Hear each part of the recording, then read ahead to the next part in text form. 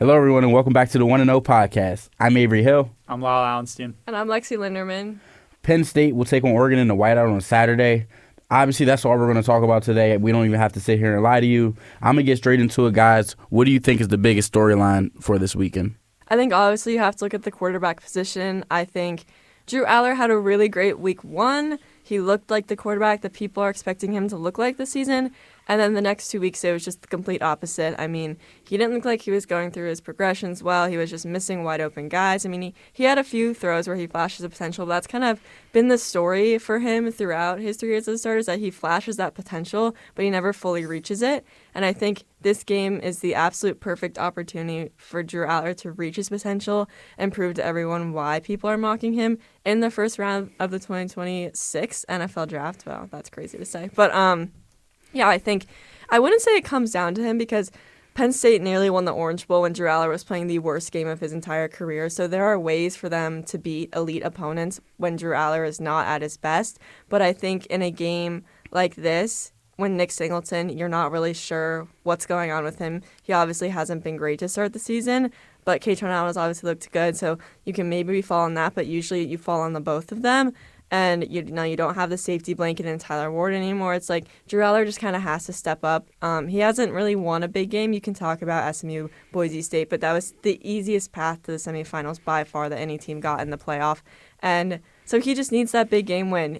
He has a couple opportunities for some. Obviously, there's Oregon, there's Ohio State. Even Indiana now is looking like a pretty big game. And so, but this is like, it's the whiteout. Like, it's his last whiteout. He has the weapons finally. It's just, will he put it all together finally in a big game? Because so far the track record just doesn't look good. Yeah, I agree. I think this game is really important for Drew Aller and his reputation, which I'll have a column up so you guys can go check that out at psucollegian.com. How do they get there? psucollegian.com. But how do they get there? You want to know how you get there? You click football. You're going to scroll. You'll see column, and you'll see it. You might see Lyle Allenstein's name. If not, you can look it up on Google. Type in psucollegian.com. Type in Drew Aller column. It should pop right up. There you go, Lyle. Yeah, my fault. Lights are bright there. Yeah, I don't want to bang on the same drum as Lexi just said, but basically we've seen why he's so highly regarded and why people are scared of him. The flashes. You look at that Villanova game. He threw an incredible touchdown pass to Trevor Pena in a tight window. Then he had a horrendous interception. You can't be throwing interceptions against Villanova. So it's just something like that. He played arguably the best game of his collegiate career against Oregon in the Big Ten championship last year. Over 300 yards, 3 touchdowns, a touchdown on the ground. But he also had 2 interceptions, and one that was the game-sealing one that he forced downfield to Harrison Wallace. So you look at that. He's got the big thing for him in this one. He's got to jump through those mental barriers. If he's failing, put it away, next play mentality, flush it, get down the drain. He's got to be able to bounce back if Penn State offense wants to get anything going in this one. But I want to look at the other side of the ball, and I want to talk about the defense, which has been a positive for this team this season. Both the touchdowns it's given up have been in garbage time. Nothing really you could do about that. That one-handed catch that Villanova had was absolutely ridiculous. Nothing you could do about that. The threes were in the game. But Jim Knowles, that highly touted offseason addition, $3.1 million contract, which would make him, I think it's either the third or fourth highest paid assistant in the NFL, right? He's got that championship, background coming from an Ohio State team that won the Natty last year. He saw the Ducks twice. The first time that Ohio State defense didn't really perform. Next time around, come college football playoff, they dominated that game from start to finish. Obviously, new personnel. He's been with Penn State. It's the first season, right? So he hasn't had time to adjust with his scheme. But we've seen what this defense is capable of.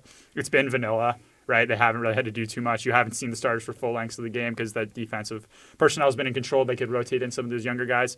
But they haven't been tested, and this is an Oregon offense that is going to give them a test. Dante Moore has looked great this season, looked like a better quarterback than Drew Aller, obviously transferred from UCLA. He's a former 5-star, sat behind Dylan Gabriel last year, and it paid off. You see what UCLA looks like right now, and you see what Oregon looks like, and he's definitely in a way better position there.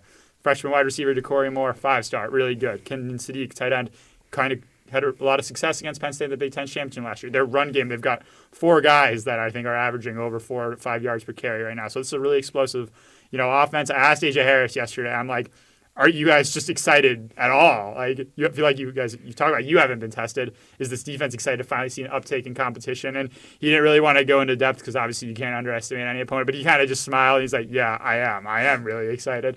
So, I think that's going to be a good test. We're going to get a good look at what this defense is capable of when Jim Knowles kind of really elevates that play calling. Yeah, I mean, I think you guys hit it right on the money. Again, Drew, we talked about it this week. We talked about it last week. I mean, he has got to show up. I know I saw something. I think Landon Tangwall said it. Drew has not surpassed 300 yards in, I think, 14 games. It was probably the Big Ten championship. No, he only had 226. 14 games? It was. How I would think that it be was the Big Ten USC. championship? Was it USC? I would assume so. I mean, I don't have the numbers up with me right I now, think it but was it's been a USC. long time since he's surpassed. Yeah, that was a really bad and I math think by he me. even, We gotta yeah, say I think he even took it down to 250 yards. But either way, it's been a very long time since Drew has had that big game in the air. Obviously, I think there's a lot of factors that come with that. I don't think Drew is a guy that you're expecting, at least looking at his profile of what he's done, throughout his career. Like, looking at his size, you would look at, coming into Penn State, it was like, oh, he's this Josh Allen type of. So you're expecting 450, whatever, even though Josh Allen was doing that with 50% completion percentage while he was at Wyoming. I just want to mention it. But, I mean, obviously, you're expecting a lot out of Drew. Again, you look at the defense, like, this is going to be their first big test. You talk about A.J. Harris. He hasn't been tested. You look at that front seven, whatever it is, like, you look at everyone up front, and they're really going to have that chance to really get in the trenches with those guys. Like, again, looking at Dante Moore has really grown since his first season when he was at UCLA in 2023. He had 11 touchdowns, 9 interceptions, about 53% completion percentage. Obviously, that's a really bad year. But what did he do? He went to Oregon. He sat behind Dylan Gabriel, which me as a longtime college football enthusiast, that makes me smile because somebody waited their turn. It's good. It didn't take him long, but he got that turn, and he's taking it. Obviously, this will be his first big test. It'll be interesting to see. But, yeah, I mean, I think him, again, you talk about Kenyon Sadiq. I mean, him as not just a receiver, like obviously he hurdled Jalen Kimber for that touchdown, that 28-yard touchdown. That was ridiculous. He had the other touchdown in the game, but he's really come on as a receiver this year, and he's a blocker. I mean, if you look at his tape, he is mauling guys. I think that's one guy to watch out for. This is something that I'll kind of mention a little bit in my players to watch. You can read it at psucollegian.com. Again, that's psucollegian.com. Click football. You'll find the story right there. But I think it'll be very interesting to see how Kenyon Sadiq looks, and if Oregon is able to break big plays, especially when it's either run after catch or on the ground. I'm going to expect Kenyon Sadiq to be somewhere in the area because he's nasty. He will get to hold a little bit, but, I mean, as a whole, he's a nasty blocker. I think it'll be very interesting to see how this defense matches up. Again, that is that kind of first matchup or, first big matchup of the year, and that's not just for Penn State. That's for Oregon. Oregon played, Oregon State, Montana State, Oklahoma State. Yeah, bums. Let's just say it, bums. They haven't played anyone this year. Take a moment to think what Mike Gundy has done for college football. Carry on. Thank you, Mike. But yeah, I mean, I think this is going to be the first big test, and I think one of the parts that is interesting about that is obviously we go, to the pressers after practice, everything like that. Penn State usually is never going to really give you much in terms of trying to compare opponents because, it kind of comes back to bite you if you ever get in that upset territory, even though James Franklin has always kind of beat those underdogs. But even talking to Vega Arwane, like he said, I asked him if he was doing anything, different this year. And he's like, well, yeah, I was, laying down in bed and I looked up and I was like, how can I decorate my wall? Sticky notes. Sticky notes, everyone. Take notes. I also put sticky notes on my wall to decorate. There we go. Yeah. But I'll also put sticky notes on my wall to decorate. I will say one time I had to fill up my wall. But I don't have players' names on it. Vanga has players' names all over it. You can read a little bit more about that on Lyle's story on psucollegian.com. I won't spoil it all. But the point is they know that this is a really big game. He even caught himself when talking about it. He was like, yeah, I don't, this is his first time doing it, but he said, I want to keep doing this for big games. And he said, well, for every game because it's a big game. We know what you meant. Let's be honest. But, I mean, I think it'll be very interesting to see how they stack up. I mean, number 3 Penn State, number 6 Oregon. I mean, what else kind of sticks out to y'all? I think I kind of touched on it when I was talking about Drew, but Katron Allen and Nick Singleton, I think last year they completely gashed Oregon. Nick Singleton was averaging 10.5 yards a carry when the game was all said and done. That is just absurd numbers against an elite opponent like that. And I think, I don't want to say this is a good chance for him to get back on track because obviously it's the number 6 team in the country, but I feel like you should be going in with this confidence. Like, I did really well against this team last year. who's to say like I can't do that again? And I think James Franklin said again on Monday that he wants Nick Singleton to let it rip. And I think like I don't know why he isn't just letting it rip if his coach is out there saying it multiple times. But I think this game, like I said, like if Drew's not playing well, like Nick Singleton and Katron Allen can win them this game. But if Nick Singleton is still playing like the Nick Singleton we saw through the first 3 weeks, that's just like not going to happen. And you can rely on Katron Allen, all you want. He's looked great through 3 weeks. I don't know exactly how much he's averaging per carry, but we saw him more than Nick Singleton. Yeah, a lot. Can't confirm. But he busted out like a 76-yard touchdown like in week 2. Like we've never seen him do really anything like that. He's more of the big-bodied, he's going to maul a guy over, and he looks faster, he looks quicker, and James Franklin talked about it on Monday too, that, we're all seeing what they saw this offseason. They saw him have his first full spring. They saw him really take a step forward, and it seems like he looks like the better back, throughout this season. And so I think it'll just be interesting to see how that looks on Saturday. Is Katron Allen going to get more carries? Are they still going to try to feed Nick Singleton because they think that he's the guy? I don't know how they're going to do it, but I think that if Nick Singleton can get going, then I don't really think there's much Oregon can do in stopping Penn State's ground game. Yeah, I will say I punched the numbers real quick just so you guys know. Katron Allen, 34 carries, 273 yards, 8 yards a carry, 8 on the dot. Obviously had the 67-yard touchdown, 3 rushing touchdowns. Nick Singleton, 41 carries, 179 yards. That comes out to 4.4 yards per carry.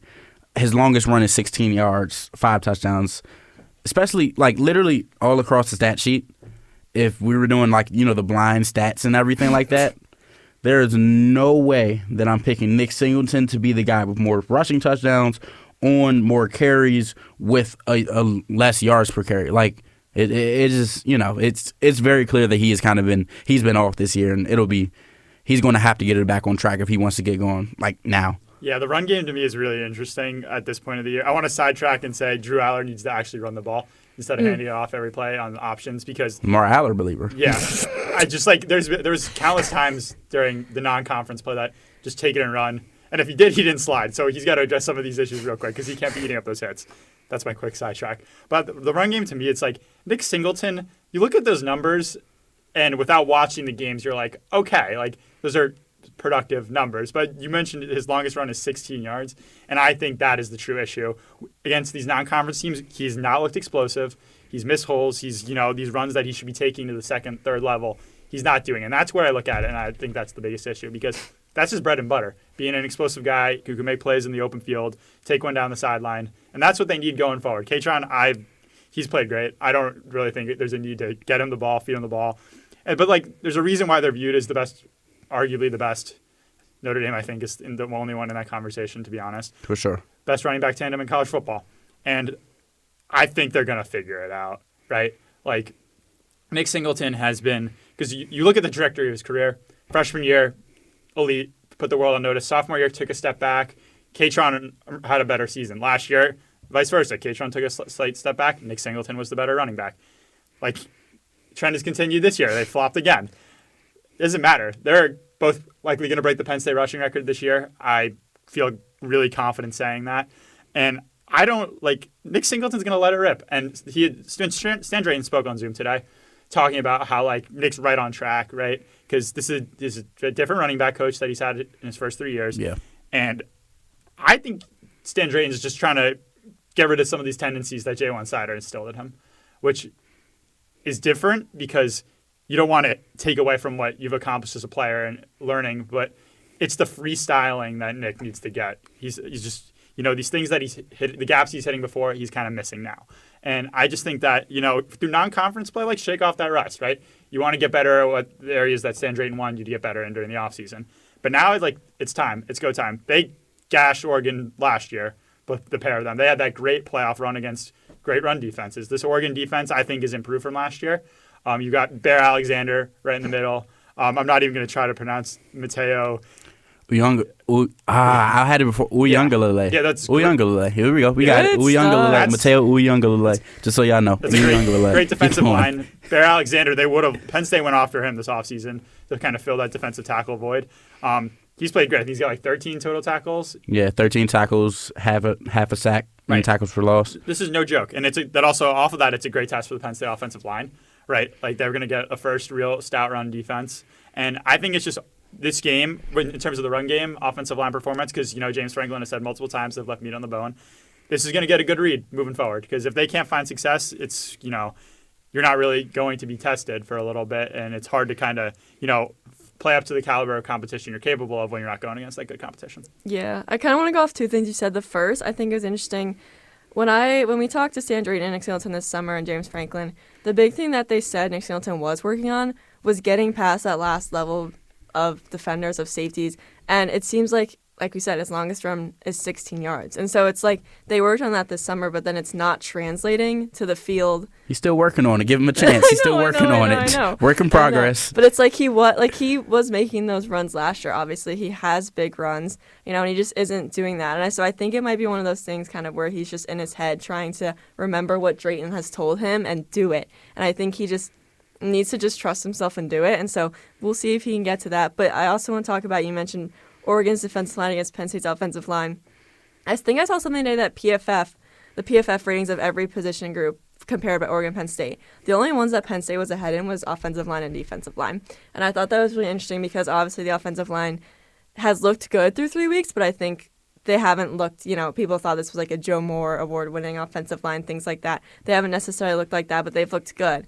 But I also saw something that Nolan Rucci and Drew Shelton are allowing, some of them have allowed 5-4 pressures on the side of their own. And so I think you can't have that happen against Oregon, but I do think if Penn State's offensive line and defensive line play better than Oregon's offensive line and defensive line, then Penn State has a very good chance to win this game for sure.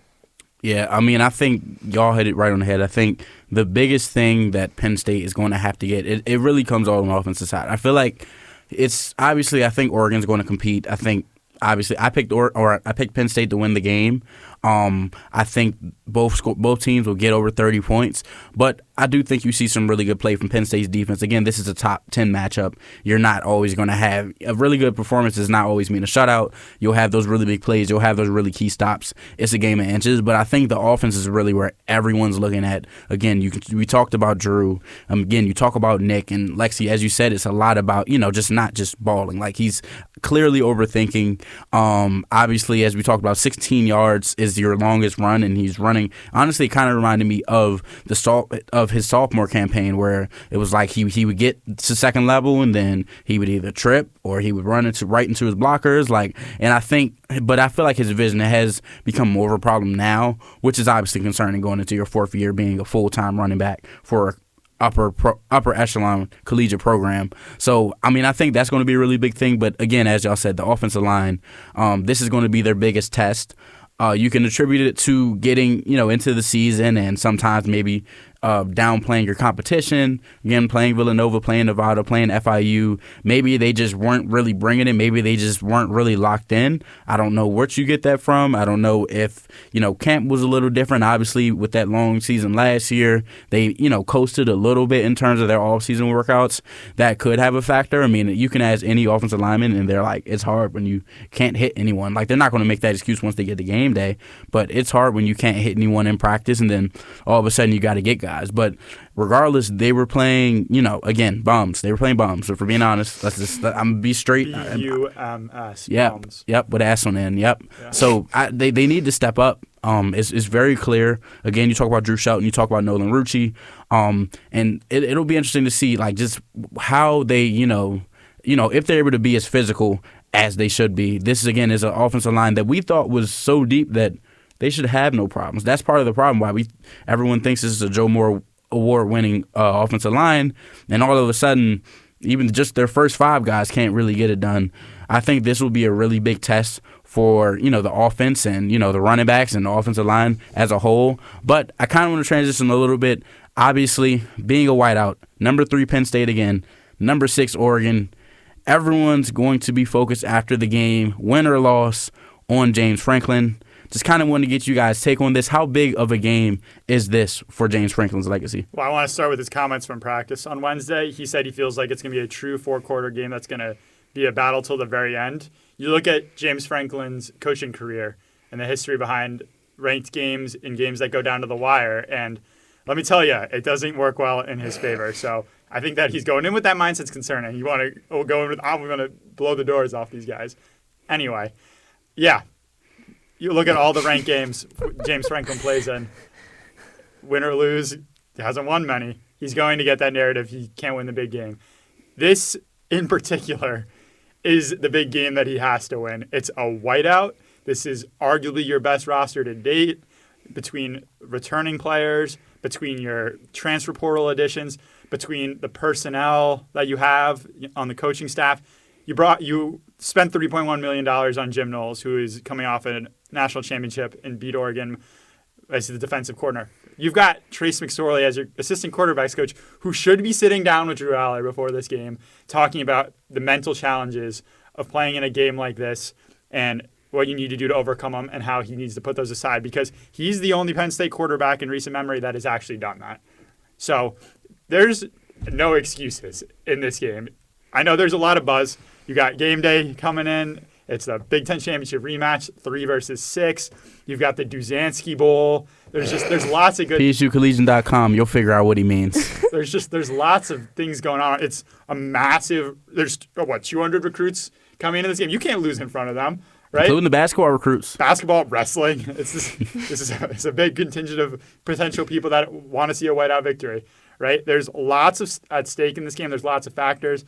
You're ranked higher than Oregon. You're not playing as well as Oregon, but it's time to, flip that switch, right? There's a reason why a lot of people coming into the season thought Penn State was the number 1 team in the country, why they have them labeled as national championship contenders. It's time for them to show that, because if they don't win this game, there are concerns when you go to Ohio State. Heck, there's going to be concerns when Indiana comes here after they beat Illinois by 50 points. So this game is going to show a lot about the team, and it's going to say a lot about what James Franklin can do with the roster and personnel that he has. I think this is kind of, basically, yeah, everything Lyle said, but I think this is kind of one of those games where if they don't win this game, this can very quickly turn into a season that was just completely not expected, where they can very easily lose to Ohio State. They can't beat Ohio State. They haven't beat Ohio State since 2016. What is going to let anyone believe that they can do it this year? And then, like Lyle said, Indiana just beat Illinois by 50 points. That's not a bad football team in the slightest. And Penn State plays them. You're talking about, if you don't beat Oregon, suddenly everyone's going to be talking about, well, they can't beat Ohio State. Can they even beat Indiana? Could they go 9-3? It's entirely possible that they could go 9-3. And so I think this is just a must-win game. And I feel like there's so many times that, they play Ohio State and everyone's like, oh, this is the biggest game of James Franklin's career. The playoff, this is the biggest game of James Franklin's career. But, this is probably, one of the biggest games of James Franklin's career. They finally got the whiteout against an actual really good opponent for the first time in a very long time. You didn't think Washington was good? Okay. Washington was coming off a national championship win, fair point. National championship. Sorry, anyway, my fault. Anyway, so this is just the hype around this game just in the community across the country, this is James Franklin's chance to, obviously the narrative's not going to completely turn. He's still going to be, if he wins, he's still going to be 5-20 against top 10 opponents. That is not good in the slightest, but this win just gets him a little bit closer to maybe some people being okay, he is comfortably a top 6-7 coach in college football, which I think he still is regardless, but it's just. And also, this is a game he's favored in. Everyone says, he doesn't lose the games that he's supposed to win. So technically, Penn State is supposed to win this game. Is he going to lose? Is he going to get upset? I don't know. We'll see. I think Penn State pulls it out just because of all the talent they have on both sides of the ball. I think that just shows up for Penn State. But I think that this is just a completely must-win game for them. And it's also interesting because before the season, it seemed fans weren't really super worried about this game just because, Dante Moore was kind of a little bit of an unknown. No one really knew. Everyone was kind of well, I think, we easily beat Oregon, but Ohio State, is who we lose to. And now it's kind of they could lose to both of them. So, but I think this is a must-win game for James Franklin. Yeah, again, agree with what both of you guys said. I think this is a monumental game for James Franklin. One, being favored, having this night whiteout. It is such an opportunity for James Franklin to really, assert, one, who he is as a coach, and which should be an elite coach. I think he's made big strides as a game manager as well, which is something that I think will be a factor come Saturday night. So I think it'll be very interesting to see. One last thing real quick. I just want to ask you guys, do you think, especially given if it's a, close game at the end, last second play, do you think Penn State fans storm the field, and should they? I'm throwing the curveball. Just Do I think so? Yes. Should they? No. You're favored, and I get it. Like, it's a ranked matchup, and you haven't had a ranked win in forever, which is going to be the reason why it's going to storm. However, if you are the favorite, you should not storm. Yeah, I agree. Exactly what he said. I was going to say, yes, they will storm, but no, they should not storm. What do you think, Avery? I'm on the same page as y'all. That's it. Yeah. Well, for more coverage, you can visit us at psucollegian.com and follow us on socials. You can also subscribe to our newsletter. As I said before, psucollegian.com. Click newsletters at the top. You can click football newsletter and get content curated to your inbox every Friday and every Sunday. That's all we have. We will see you next time.